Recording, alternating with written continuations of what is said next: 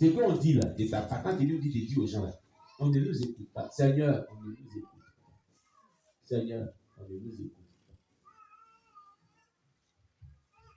Viens à mon secours, on ne nous écoute pas. Seigneur, viens à mon secours, on ne nous écoute pas. Vous avez vu la réalité, elle est morte. Voilà les questions qui lui sont posées là-bas. Ces mêmes choses là vous ont été dites ici. Combien de fois tu vas à l'évangélisation? À telle fréquence, on dit combien de fois tu vas à l'évangélisation? Ce n'est pas le fait d'aller une fois. Et quand Dieu a vu qu'il ne partait pas à l'évangélisation, il dit bon, mon serviteur, tu vas amener les gens à aller à l'évangélisation. Fais un programme. Et depuis, il a donné, et on a, il a dit bon, d'abord ça a commencé à choisir, prier Dieu, tu vas vous orienter si un champ de mission. Depuis là, jusqu'à 1 an, personne. Tu as prié Dieu, tu as d'autres champs de mission. Et depuis là, il n'est pas encore trouvé où. Dieu dit bon, il faut choisir pour eux-mêmes. Mais comment tu vas faire? Pourquoi tu as dit toi va essayer, puis demain va dire que non? On va tirer au sort. Et c'est comme ça procédé par tirage au sort. Chacun a eu son champ de mission. D'accord. Allez maintenant travailler et évangéliser sur le champ de mission, c'est un problème. Pour se lever pour partir, c'est un problème. Dieu dit bon, tu vas aller travailler avec eux sur les champs de mission. Chaque dimanche, on tire le champ de mission à quelqu'un et tu prends tout le monde, allez-y travailler. C'est ce qu'on a commencé à faire. Vous avez vu? Parce que les gens ne se lèvent pas eux-mêmes pour aller faire l'œuvre de Dieu. Vous l'avez vu? Et ça, c'est pas bon. Fanny, Dieu lui dit, il n'a pas dit, avec combien de fréquents tu vas être ton pasteur? Il dit, toi-même personnellement, avec combien de fréquents tu vas évangéliser sur ton champ de mission? Et ça veut dire, tu ne dois pas être le pasteur pour aller là. Dieu t'a confié une responsabilité. Lève-toi chaque jour, va évangéliser. Les âmes qui sont les habitants qui sont dans le quartier qu'on t'a donné là. Quand on fait le dénombrement pour aller faire les élections là, chaque quartier compte au minimum des milliers de personnes, d'habitants. Parmi ces milliers là, le pourcentage des chrétiens est très petit. Les païens sont nombreux. Les païens sont tellement nombreux dans chaque quartier. Ceux qui ne connaissent pas Dieu. Quand on fait le pourcentage là, par exemple, Babré comme ça ici là. Babré peut compter peut-être 6 millions d'habitants. C'est un exemple du temps. Parmi les 6 millions d'habitants, si on veut compter les chrétiens, ils sont peut-être 1 million de chrétiens. Mais chrétiens, 1 million qui dit qu'ils vont à l'église, mais quand on veut compter les vrais chrétiens convertis, peut-être qu'ils sont 100 personnes. Et parmi les 100 personnes, quand on va compter ceux qui sont sauvés, peut-être qu'il y en a pas même. Vous voyez? Voici vraiment le statistique de la spiritualité véritable chrétienne dans chaque secteur. C'est pourquoi quand quelqu'un, Dieu lui a révélé ceux qui sont sauvés dans le monde, ils ont dit 2 personnes au Nigeria, 1 personne dans tel pays. Et ceux qui étaient sauvés, c'était tellement porté-vous qu'il dit quoi, Seigneur? Des milliers de chrétiens comme ça disent oui. Pourquoi? Les gens vont à l'église, c'est quand on les prêche de ma part, moi Jésus-Christ, c'est quand je dis au prédicateur de prêcher, ils ne vivent pas cela. Donc ceux qui sont sauvés, ils sont tellement petits. Le nombre est très, très, très minable. Parce que les gens veulent faire ce qu'ils veulent. L'enfer est réel. La grande tribulation est réelle. On a 2 destinations que tu ne peux pas aller là-bas. Il y a 2 destinations, hein? La grande tribulation et il y a l'enfer. La grande tribulation, pourquoi? Si la trompette de sonne maintenant tu n'es pas sauvé, tu vas affronter la grande tribulation, la marque de la bête. C'est ça. Si la trompette n'est pas sauvée que tu meurs maintenant, tu vas aller à l'enfer. C'est ça. C'est ce que ça veut dire. Est-ce que tu prends conscience de ta destinée éternelle où ton âme va partir si tu quittes la terre? Est-ce que tu prends conscience de ça pour dire, moi je vais être sauvé vraiment? Quand on va être sauvé, on obéit à la parole de Dieu. Les conseils qu'on te donne dans les entretiens, tu les suis. C'est quand tu prêches là, tu fais cela. Mais tu ne dis pas, je ne fais pas, et tu ne fais pas. Tu te détruis toi-même. Alléluia. Tu es en train de te détruire toi-même. Et cela n'est pas bon. Regardez, des païens sont nombreux. J'ai fait un petit exemple de statistiques de Babré. Ces païens-là, tu as ton champ de mission, tu ne vas pas dessus. Tu ne vas pas dessus. Tu attends quand on dit, bon, allons mission d'évangélisation, tout le monde s'en va. Après ça, là, tu es là.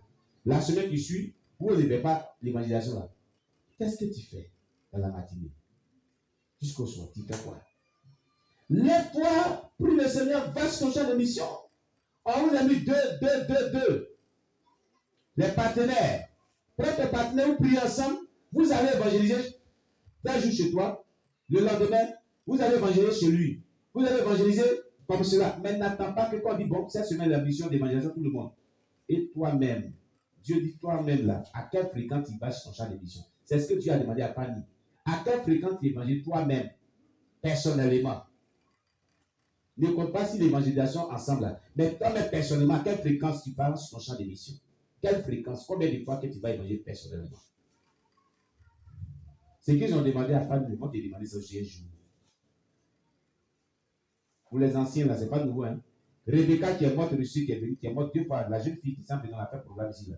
Elle a dit il y a 5 questions qu'on a posées les gens au ciel. On lui a posé les 5 questions qu'elle est partie. 5 questions. Maman t'es là. Déborah. Ouais, c'est pas Rebecca, Déborah, la professeur Déborah de Saint-Pédro. La jeune fille, là, elle est morte reçue 2 fois. On lui a posé 5 questions. Nathanaël était là. C'est ici c'est passé. Les gens sont venus. Son témoin est tellement poignant que elle dit que, ah, j'ai vu des gens témoigner, papa. Et comme de Dieu, les gens viennent, ils font ça. Est-ce que c'est cadavre, c'est vrai, fort? Tellement que son témoin est tellement puissant. Les gens viennent dire, ah, est-ce que tu es vivant, mais tu es mort, mais tu es revenant?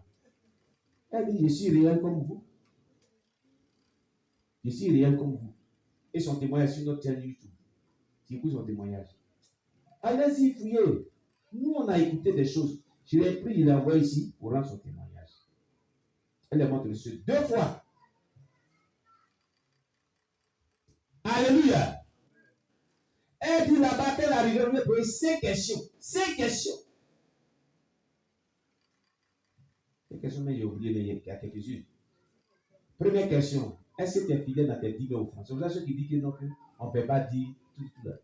Vraiment, c'est grave. Est-ce que tu es fidèle dans tes 10 000 offrandes? Est-ce que tu évangélises? L'évangélisation. Comment tu fais ça? C'est la même question que vous avez pas dit. Avec quel fréquence tu évangélises? Combien d'heures tu passes dans la prière? Combien d'heures tu passes dans la prière par jour? C'est ce qui lui a été demandé. Par jour, tu pries combien d'heures? Par jour, tu pries combien d'heures? Ah. Jérémie était là, non? Très bien. Nathanaël était là, non? Très bien. Noé était là. Noé n'était pas là. Noé n'était pas là. Véronique était là, non? Déborah de Saint-Pédro là. Quelle est ici là? Ceux qui sont plus anciens ici connaissent ce qu'on parle. Et puis, combien de temps qui passe dans la méditation de la parole de Dieu? Combien de personnes que tu as prié pour qu'ils soient guéris? C'est quoi?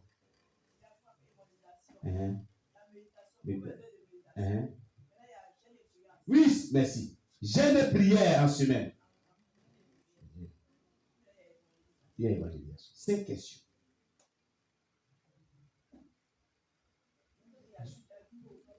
Oui, on a parlé de ça, dit ce sont les questions. Il dit, quand tu ne fais pas ça, tu ne rentres pas au ciel. On lui a posé la question devant la porte ici. Les anges lui ont posé la question. Elle est morte reçue 2 fois. Elle est morte reçue, la première fois, elle a fait 24 heures. La seconde fois, elle est morte, elle a fait 1 semaine.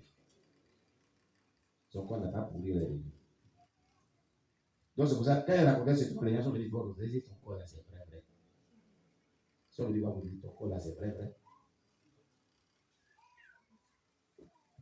Son témoignage sur nos chaînes YouTube. Vous partez dans le passé, vous dites témoin de la prophète Déborah. Témoin de la prophète Déborah. Vous allez voir ça sorti. Sur la chaîne YouTube, et puis tu mets le nom de la chaîne YouTube. Ça sorti. Tu vas écouter. Moi, c'est 3 parties. Le diable a attaqué tellement son témoin ici, on l'a fait, que j'ai perdu le film. Donc, on m'a demandé d'aller à Saint-Pédron, c'est assis. Et puis, On a fait une interview, elle a relaté tout. On a mis sur la chaîne. Donc, à combien de fréquences toi tu évangélises personnellement? Tu as vu? Quand il a dit tout à l'heure qu'il va aller au ciel, qui va aller au ciel? Qui va aller au ciel? Qui va aller au ciel? Dis-nous qui va aller au ciel. Lève ton doigt, voici qui va aller au ciel. Acclame le Seigneur pour toi. Mais pour aller au ciel là, voilà ce que Dieu nous demande. Quand on va dire qui va aller en enfer, c'est comme ça. Moi, je ne vais pas là-bas. Il faut faire ce que Dieu dit pour aller au ciel. Amen. Il faut faire ce que Dieu dit pour aller au ciel. Alléluia. Donc, l'ange lui a dit, j'ai dit très souvent, elle a dit très souvent, hein, elle n'a pas dit toujours, j'ai dit très souvent. Donc, elle va à l'évangélisation quand elle, c'est ce que j'avais dit, très souvent. Il a ensuite répondu, qu'en est-il du suivi et des visites? Tu évangélises sur les arbres, c'est-à-dire encadrer les arbres. Visiter les arbres là, est-ce que toi tu fais ça? Tu évangélises très souvent, tu vas à l'évangélisation, est-ce que tu suis ces arbres là? Tu les suis, tu les encadres. Suivre les arbres, ça veut dire quoi? Tu es allé évangéliser, non? Depuis que tu es allé évangéliser la personne, tu es passé là-bas. Tu es passé là plusieurs fois pour encore partager la parole de Dieu, voir son état spirituel, voir comment la personne marche avec Dieu, et puis donner des sages conseils. On appelle ça la suivi des arbres. Prier la personne, c'est ça la suivi des arbres. Est-ce que tu as fait ça? Qui a fait ça? Qui a fait ça? Qu'en est de la suivi des arbres et de la visitation des arbres? Une chose est d'évangéliser, mais la chose la plus importante aussi, c'est de suivre ces arbres que tu évangélises et c'est de les visiter. Prier avec elles.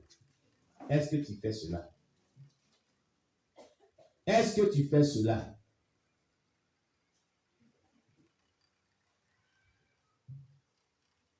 Alléluia.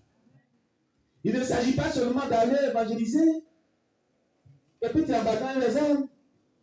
Il faut répartir là-bas. Il faut les suivre. C'est-à-dire, partager encore chaque fois des thèmes de suivi avec eux qui correspondent à leur état spirituel. Il y a des enseignements, il y a des documents pour ça ici. D'encadrement de suivi des arbres. Nous avons ça ici. Alléluia. Et en plus, il faut les visiter pour que ces arbres soient affermis. Amen. Oui, il faut les visiter. Il faut les visiter. Gloire à Jésus-Christ. Amen. Alors, elle dit, je le fais aussi très souvent.